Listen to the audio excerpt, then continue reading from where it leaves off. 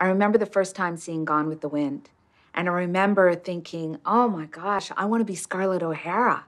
Hattie McDaniel didn't even play in my consciousness because the message that got infiltrated was to be a Black woman who is dark and poor is a negative thing. And it is not something to aspire to or to relate to. Seeing Butterfly McQueen and Hattie McDaniel seeing Step and Fetch It wasn't confusing to me. I knew white people had this image of us as being shuffling and lazy. The level of stereotyping has been through the roof. So blatant and so obvious. Holy Moses. Moses nothing. Say, that's Jonah. I'll wait for the doctor and I just... Well, come on out of there now. There ain't nobody gonna harm you. What you doing in there? I was just thought you thought I was... The scholar Donald Bogle wrote a book called Toms, Coons, Mulattoes, Mammies, and Bucks.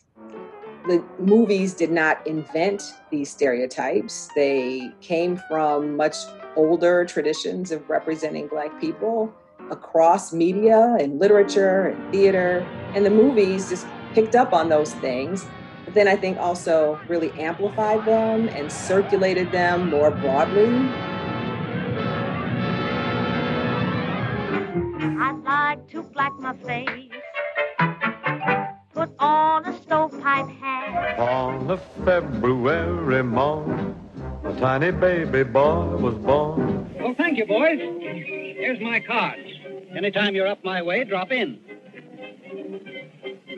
You need to look at the foundations of film, right? Like the foundations of film are much like the foundations of America. Like in the same way that America was built on slavery, film was built on racist imagery. The film that is largely credited as teaching us how to make films is Birth of a Nation. This was D.W. Griffith's epic recreation of the Civil War era. It's a movie that was built off the racist imagery from society, but then it in turn fed society by inspiring the second coming of the KKK.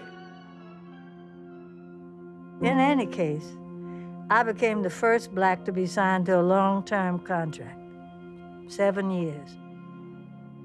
They said, well, now you are in a very representative position, and you must make sure that you handle yourself circumspectly so that you don't embarrass other Black women. That was a heavy load, you know?